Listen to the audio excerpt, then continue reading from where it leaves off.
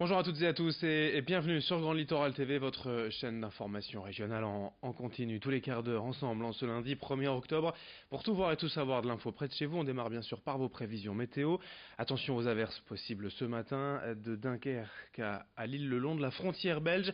Ailleurs sur le littoral Côte d'Opale ou dans l'Audomarois, du soleil et un temps sec pour démarrer cette journée. Puis cet après-midi, ces perturbations se décaleront vers l'est pour laisser place aux éclaircies.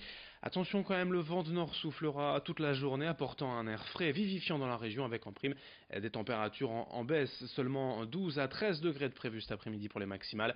On en reparle bien évidemment après ce journal. À la une de l'actualité du littoral, d'abord à Dunkerque, les représentants syndicaux d'ArcelorMittal s'inquiètent du rachat entériné la semaine dernière du sidérurgiste italien Ilva. L'entreprise en question possède une aciérie d'envergure dans les Pouilles à Tarente et les syndicats nordistes craignent tout simplement que cette usine italienne ne vienne concurrencer le site dunkerquois en produisant 3,5 millions de tonnes de plus par an. Par ailleurs, la Commission européenne de la concurrence aurait demandé à ArcelorMittal de se séparer d'une partie de ses activités afin de ne pas détenir le monopole de l'acier en Europe. L'aciérie de Dunkerque pourrait dès lors être menacée selon les syndicats. Explication sur place à Fort-Mardic au micro de Morgan Raylan.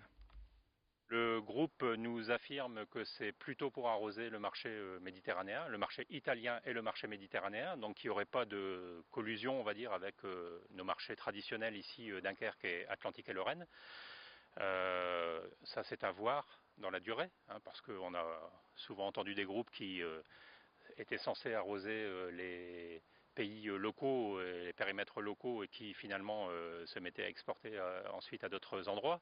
Mais surtout pour nous, c'est un risque de mise en concurrence sur la question des investissements industriels, sur la question de la productivité des sites, sur la question des budgets alloués par exemple à la recherche et développement, aux questions environnementales, et donc beaucoup de questions de fond qui se posent autour de ce rachat. Et dans cette édition, après l'annonce du plan pauvreté d'Emmanuel Macron il y a plusieurs jours, pour rappel, plus de 8 milliards d'euros répartis sur 4 ans pour la petite enfance, les jeunes, le retour à l'emploi et un revenu universel d'activité, un plan qui devrait être expérimenté ici dans la région, à Calais, où une personne sur 4 vit sous le seuil de pauvreté. C'est le grand angle de la rédaction signée Marine Kijek. Calais, ville d'expérimentation du plan pauvreté, c'est ce que souhaitait Natacha Bouchard. Une demande approuvée par Emmanuel Macron lors de la présentation du plan le 13 septembre à Paris. La maire de Calais s'en félicite, percevant des similitudes entre les mesures annoncées et celles mises en place depuis un an dans sa ville. Nous, on a déjà le SAS Coluche, qui est une expérimentation, je rappelle, nationale. Il n'y a aucun dispositif qui ressemble à celui-ci.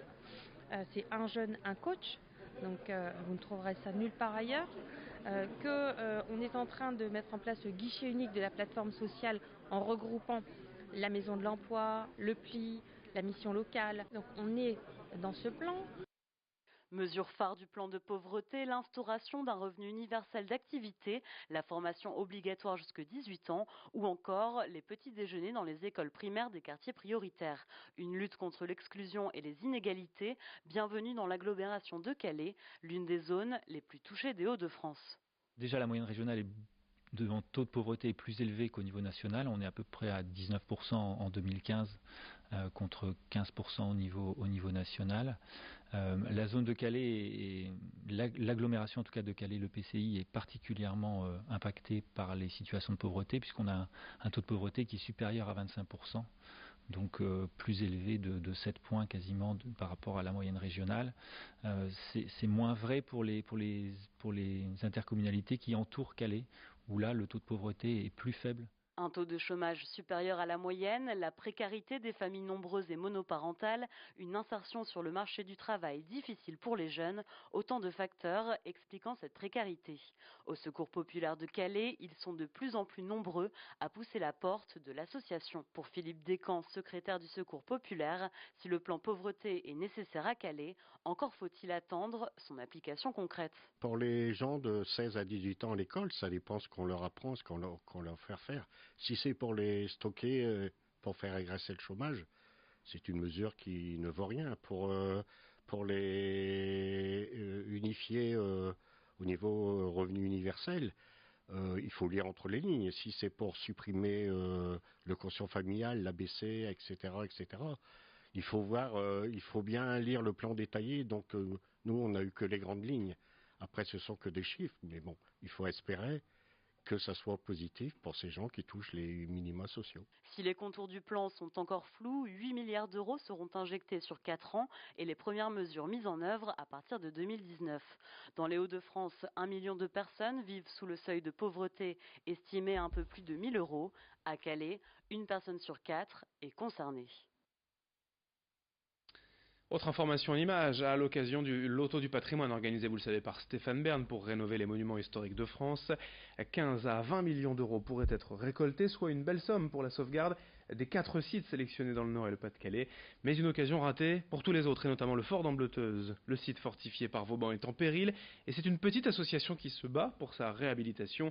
Malheureusement, leur dossier n'a donc pas été retenu cette année. L'association confirme bel et bien que ce coup de pouce aurait été le bienvenu pour régler le problème d'infiltration du fort qui en menace sa structure, mais ils déposeront de nouveau leur candidature l'an prochain, le loto patrimoine devant être renouvelé. Explication au micro de Corentin Escaillé. Les critères choisis que la Fondation affirme, c'est l'urgence, la difficulté de financement et des dossiers bien ficelés. Donc nous, notre dossier, il est prêt, parce que nous, on a tous les chiffrages, l'étude de l'architecte en chef, donc le dossier, il est prêt à partir quand on veut. Donc nous, c'est un dossier très techniquement au point, financièrement quasiment au point. Alors peut-être qu'on a été jugé qu'on est peut-être des trop bons élèves. Le financement du sauvetage, de la restauration et de l'ouverture au public du fort d'Ambleteuse, c'est 5 millions d'euros constants depuis 1967, ce qui est une somme relativement faible par rapport à d'autres budgets. Et ici maintenant il nous manque 80 000 euros pour cette tranche ici, ce qui est aussi quelque chose d'assez modeste. Donc si Stéphane Bern avait un petit reliquat de 60 ou 70 000 euros, nous serions preneurs évidemment. L'actualité sport en national, le derby de la Côte d'Opale, Dunkerque-Boulogne vendredi a tourné à l'avantage des Boulonnais, victoire 1-0 des Rouges et Noirs qui prennent la tête du championnat alors que l'USLD est avant-dernier. En basket, défaite du PCM Gravelines Dunkerque à domicile 84-96 face à l'Asvel, victoire en revanche de l'ESSM Le Portel 90-81 face à Limoges. Les deux clubs sont à égalité en milieu de classement avec 2 victoires et une défaite après 3 journées. Il y avait de la boxe aussi ce week-end à Grande-Sainte et il n'aura fallu qu'un round et 2 minutes à Raphaël Tronchet pour conserver son titre de champion de France de boxe des poids lourds.